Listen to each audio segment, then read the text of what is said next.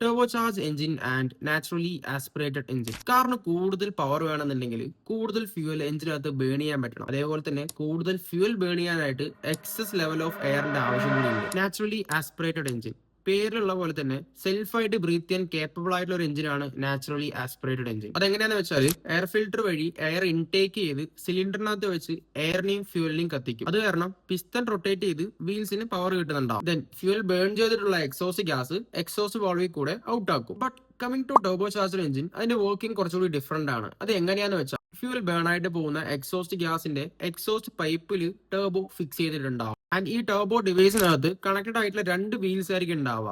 ഒന്ന് turbine wheel, ഇനി ഒന്ന് കംപ്രഷർ വീൽ. സോ ഈ ടർബോ ഡിവൈസ് എങ്ങനെയാണ് വർക്ക് ചെയ്യാന്ന് വെച്ചാൽ എക്സോസ്റ്റ് പൈപ്പിൽ കൂടി വരുന്ന എക്സോസ്റ്റ് ഗ്യാസ് ടർബോന്റെ വൺ സൈഡുള്ള വീലിനെ സ്പിൻ ചെയ്യുന്നുണ്ടാവും. ആൻഡ് രണ്ട് വീലും കണക്റ്റഡ് ആയതുകൊണ്ട് തന്നെ ഓപ്പോസിറ്റ് ഉള്ള വീലും സ്പിൻ ചെയ്ത് പുറത്തുള്ള അറ്റ്മോസ്ഫിയറിലുള്ള എയറിനെ സക്ക് ചെയ്ത് ഇന്റർകൂളർ വഴി കോൾഡ് ആൻഡ് കംപ്രസ് ചെയ്ത എയറിനെ എഞ്ചിനകത്തേക്ക് എത്തിക്കുന്നുണ്ടാവും. കംപ്രസ്ഡ് എയർ ആയതുകൊണ്ട് എഞ്ചിനകത്ത് ബെറ്റർ ആയിട്ട് ഫ്യൂൽ ബേൺ ചെയ്ത് മാക്സിമം പവർ ഡെലിവറി എഞ്ചിന് പ്രൊവൈഡ് ചെയ്യാൻ പറ്റും. And you know what, 1.5 litre normal എഞ്ചിനെക്കാളും more torque and more powerful ആയിരിക്കും 1 ലിറ്റർ ടർബോ ചാർജർ എഞ്ചിന്. And coming to cost, 1 litre turbo ചാർജറിന് 1.5 ലിറ്റർ നോർമൽ എഞ്ചിനെക്കാളും കോസ്റ്റും കുറവായിരിക്കും. സോ ടർബോ ലാഗ് എന്താണെന്നുള്ളത് ഞാൻ നെക്സ്റ്റ് വീഡിയോയിൽ ഡിസ്കസ് ചെയ്യാം. ആൻഡ് ഇതേപോലെ ഏതെങ്കിലും ടേംസിന്റെ എക്സ്പ്ലനേഷൻ നിങ്ങൾക്ക് വേണമെന്നുണ്ടെങ്കിൽ ഡു കമന്റ്.